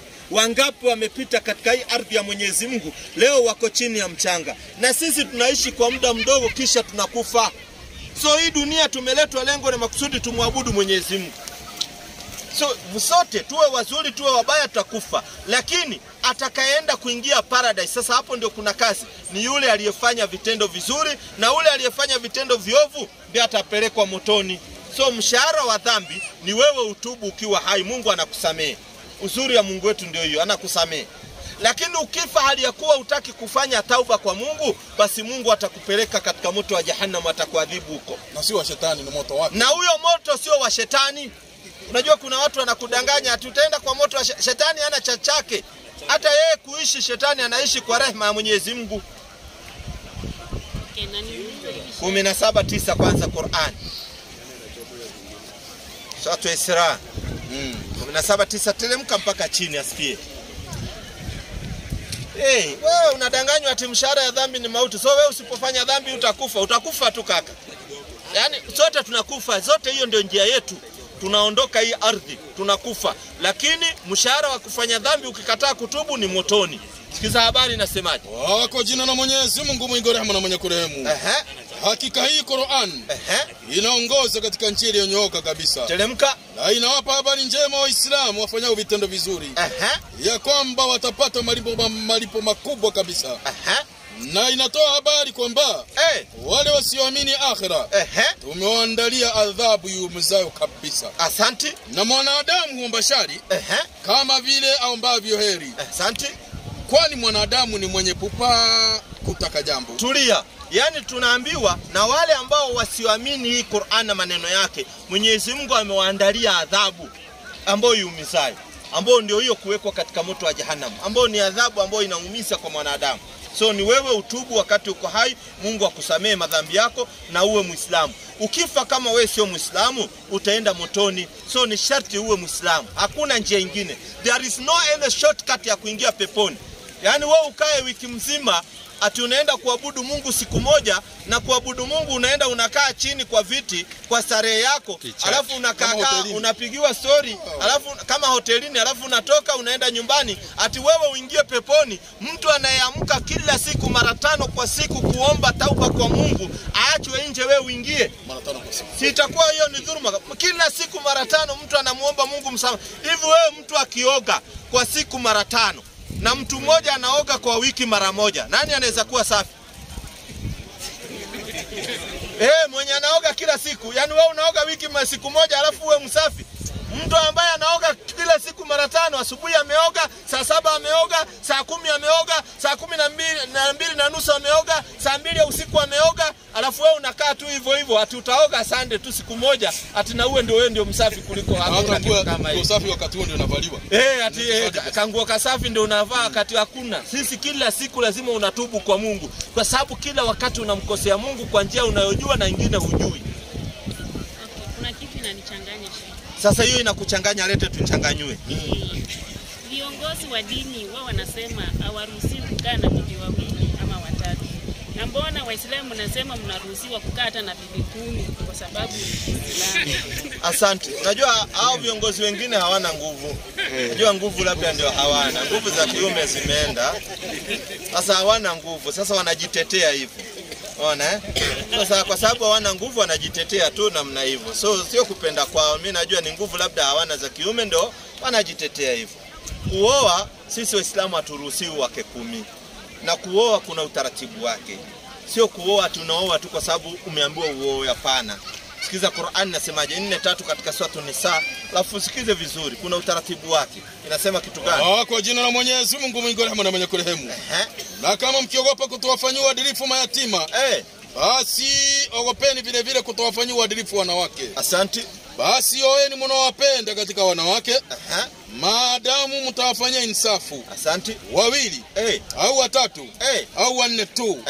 Na mkiogopa kuwa hamwezi kufanya uadilifu, basi oeni mmoja tu. Wewe unaambiwa kama huna uwezo wa kuoa wake wawili, oa mmoja tu. Lakini dadangu, sio vizuri labda bwanako akudanganye kuwa ni wewe peke yake amekuoa na saa hiyo ameweka bibi mwingine hapa jenga. Siku ambaye atafariki ndio wale wanawake wanakuja na unapata ako na watoto ambao wanafanana na bwanako, hata hufai kwenda DNA.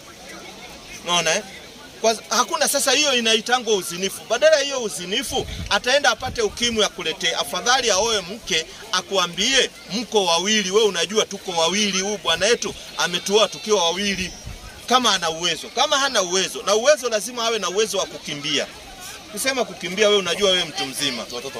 Watoto wa jalala wako hapa bado wanaangalia na macho. Ana uwezo wa kukimbia. Pili, ana uwezo wa kipesa. Ana uwezo wa kihela, yani anaweza kukulisha ukavaa vizuri na ule mwingine akamlisha na akavaa vizuri na akaishi vizuri.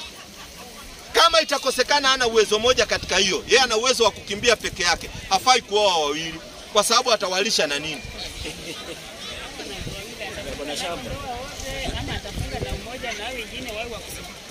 Lazima afunge na wote ndoa. Lazima afunge ndoa. Ndoa inafungwa namna gani? Unajua nyinyi na washangaa ndoa mnasema mnafunga ati kwa kwenda kwa pasta, sijui mnapatiana nini. Ndoa inafungwa na inaswihi wakati baba wa msichana anapotoa ruksa wa kupatiana binti yake. Ndoa inaswihi. Baba amepeana ruksa binti yake, nimekupa wewe kijana, basi mfunge nikah. Anakuja shekhe, anatoa nini hutuba kidogo, basi inafunganishwa nikah. Baba ndio anaamuru, anapeana ruksa. So kama anampenda ule mwanamke ni aende kwa baba ya ule mwanamke, wazazi wa ule mwanamke. Ule wazazi wake wakubali, ni kweli tumekubali kukupatia. Na kama baba hayupo, hayupo, kuna wale wanaofuatwa wengine, ndugu zake. Wale ambao wana ruksa ya kutoa ruksa dada yao aolewe ama nini. Unanipata vizuri? So ndio ndoa inaswihi pale. So ndoa inafunganishwa, unafunga ya kwanza, unafunga ya pili, unafunga ya tatu, unafunga ya nne, inakubalika. Lakini kuzini ndio makosa, kwa sababu zina inaleta ufukara, zina inaleta maradhi. Kwa sababu mtu mnayefunga ndoa naye lazima muende mkapimwe. Hauwezi funga na mtu ndoa hivi hivi hamjaenda kupimwa. Lakini kama mtu stay utapima saa ngapi? Sasa wanawake wanne ukiwa nao na wewe ni kiongozi unakaa hapo mbele, unakaa nao ama wanakaa? Asante sana, swali nzuri sana. Wanawake katika msikiti hawaji kukaa upande ya wanaume. Unajua katika Ukristo nimeona ati bibi ya pasta anawekewa kiti pale mbele na anaitwa prophetess, alafu mnamuita mama. Mama amekuzaa. Unajua nyinyi Wakristo pia vitu vingine mnabebwa nini sana. Sisi katika Uislamu hata wake wa shekhe hawajui kwa sababu yeye kazi yake akija anaswalisha, akimaliza anaenda shughuli zake. Hawaji kuweka, kwani wake zake wanawekwa pale mbele wanapigwa mnada ama wanawekwa nini? Hakuna kitu kama hiyo. So wake zake ima wako nyumbani, kwa sababu katika Uislamu ni bora zaidi mwanamke kuswali kwa nyumba. Anapata thawabu nyingi ya kuswali kwa nyumba. Sio lazima aende kwa msikiti, lakini akitaka anaenda kwa msikiti, na akienda kwa msikiti anaingia upande ya wanawake, haingii upande ya wanaume. So si ati imamu ameamka kwa msikiti ati anatoa hutuba alafu anasema ati wewe bibi yangu simama watu wakuone.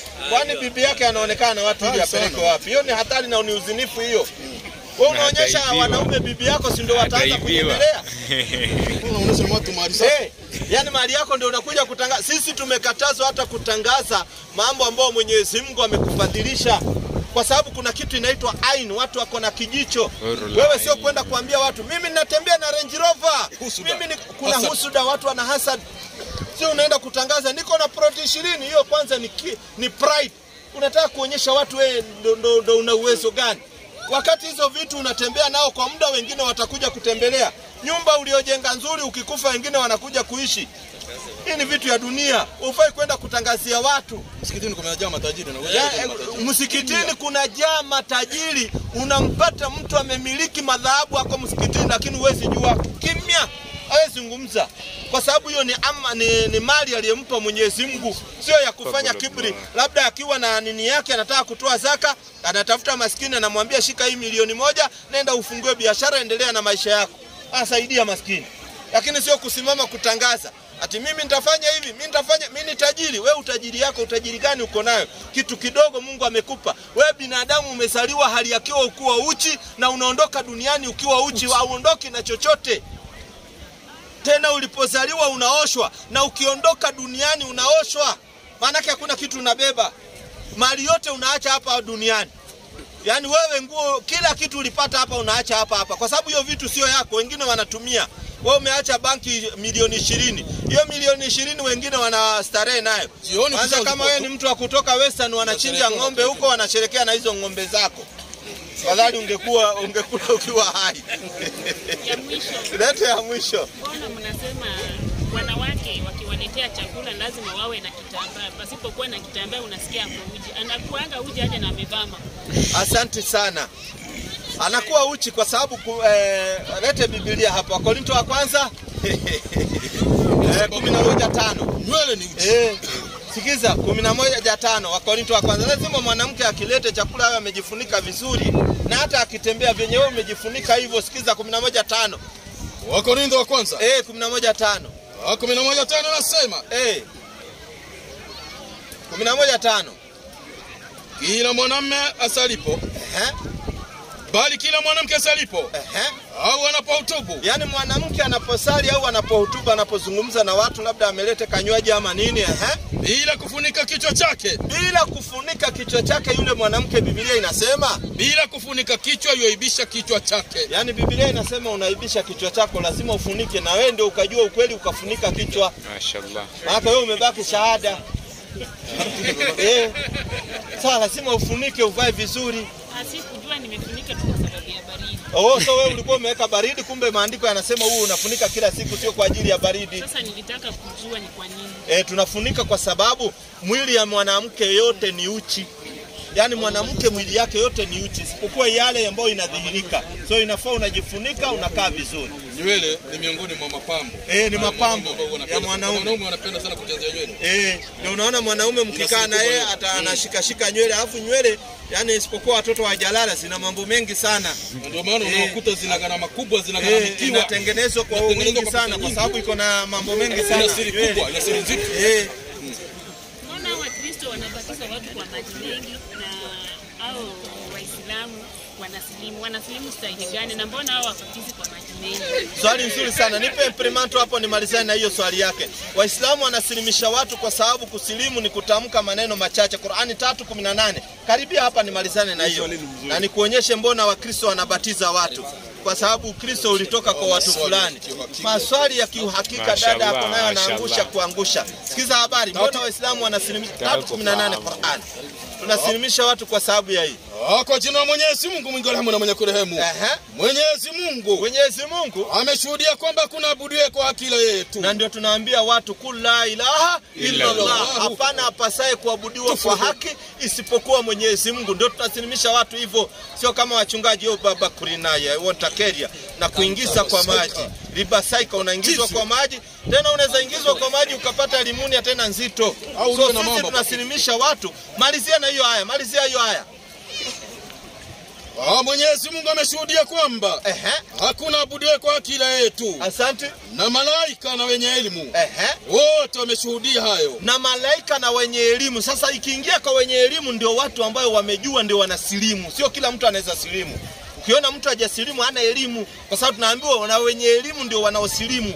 Sasa watu nao Wakristo wanabatiza kwa nini? 3:6. Pigie fanusi yake. Ni kwa sababu wametokana na hao watu ambao walikuwa wakifanya hiyo tabia, ni wapagani. 3:16. Na kwa sababu ibada zao nyingi zote zimetokana na wapagani ndio wanabatiza. 3:6 Mathayo.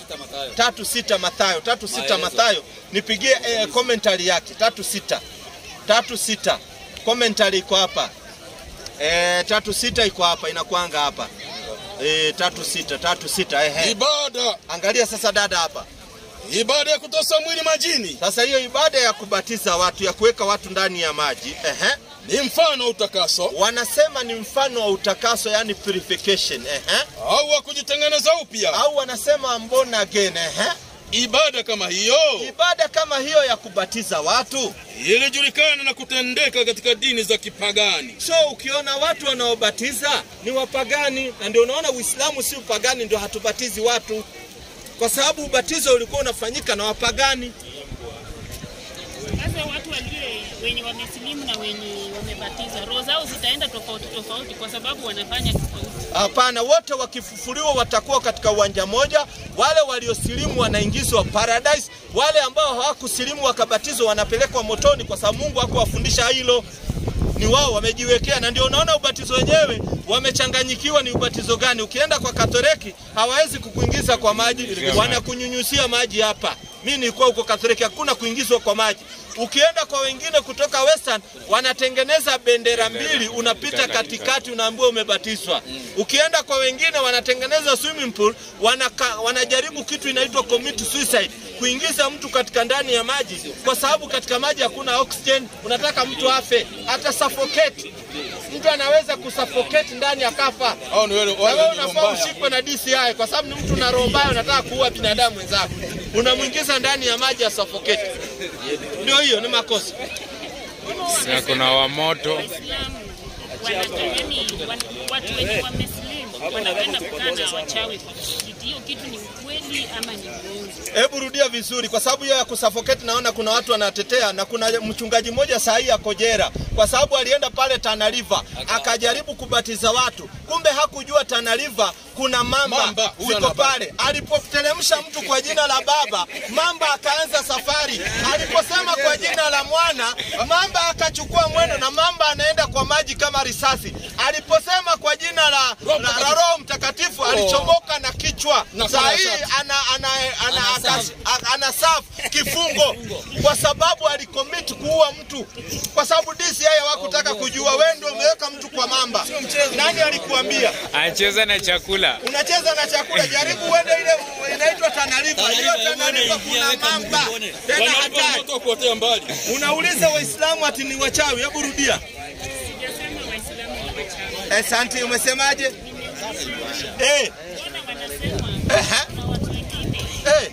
Wakiona ni wachawi wamejulikana, wanakimbia wanaenda kujificha kwa msikiti. Wamejua wenye wakaako hawajawachagua. Hii kitu ni ukweli ama chini? Asante sana. Kama mchawi, na ndio namaliza na hiyo pia. Kama mchawi amekimbia kwa Uislamu kutafuta hifadhi, hawezi uliwa. Waislamu hawezi kumuua mchawi kwa sababu ametubu. Ukiona mtu amekimbia kutafuta hifadhi, ametubu. Na sisi hatuui mtu. Mtu akitubu kwa Mungu, Mungu atamsamehe, kwa sababu yeye amekataza watu kufanya uchawi. 5:90 Qur'an. Uchawi imekatazwa katika Uislamu. Huwezi kuona mchawi Muislamu na akiwa mchawi Muislamu sio Muislamu, kwa sababu Uislamu umekataza, anafanya kinyume na Uislamu. Lakini akitubu hatuwezi muuliza. Sio kama huko kipande ingine Kisii, area ya Kisii ingine niliona ati mchawi anawekelewa msumari kwa kichwa, anagongelewa. Mwingine anachomwa. Nyanya akizeeka anaambiwa ni mchawi, anachomwa. Na hakuna hata labda evidence. Mtu tu amezeeka na ana maskini yake, mnasema ni mchawi. Mnaua. Sio vizuri. Mtu anafaa kama ni mchawi anaambiwa achane na uchawi, kwa sababu uchawi utampeleka motoni, sio kuuawa. Para vizuri unamwambia achana na hii uchawi. Sikiza habari inasemaje. Kwa jina la Mwenyezi Mungu mwingi wa rehema na mwenye kurehemu. Enyi mlioamini. Bila shaka ulevi na kamari na kuabudiwa au kuomba asiyekuwa Mwenyezi Mungu. Na kutazamia kwa mishale ya kupigia ramli. Yani mishale ya kupigia ramli ndio hiyo ya kufanya uchawi. Ati mtu hata wachungaji wengine wanafanya uchawi. Mtu anakuambia ati nakutazamia nyota, ati nikuoshe nyota. Hiyo nyota nani aliharibu hiyo nyota? Hiyo ni uchawi. Ukienda kwa wachawi wanakuambia watakuoshea nyota. Ukienda kwa wachungaji wanakuambia nitakuosha nyota. Ama si umeona mwingine pale anasema ati hii nyota yako imeharibika. Yani yeye ndiye aliharibu. Kwa hivyo wachungaji hawana tofauti na. Si ni hiyo tu. Hakuna nyota yako imeharibika. Nyota yako ikiharibika, nenda kwa wazazi wako. Ongea na wazazi wakupe baraka. Wewe tembea kwa wazazi, ambia wazazi mambo hayaendi vizuri, mimi naomba mnipe baraka. Wazazi wawe na radhi na wewe, mambo yako yanafunguka. Acheni kudanganya danganywa hapa. Sio mchungaji. Mchungaji ana uwezo gani ya kukusafishia nyota? Ongea na wazazi. Wazazi waliokuzaa ndio wanakujua. Wako na uchungu yako, wanajua mtoto wetu ndio wanakupa baraka na wanakupa baraka, na wazazi ndio wanaweza kukulaani. Kwa sababu wazazi ndio wamekubeba kwa tumbo. Wewe unakimbilia mchungaji hapa, mtu anakula mambo yake ya githeri na nini ameshiba. Ati yakubariki. Kwanza anza na wazazi. Dadangu. Ninyi kwanza ndio mnadanganywa mno, mnaachana na wazazi. Wazazi wana baraka kubwa mno.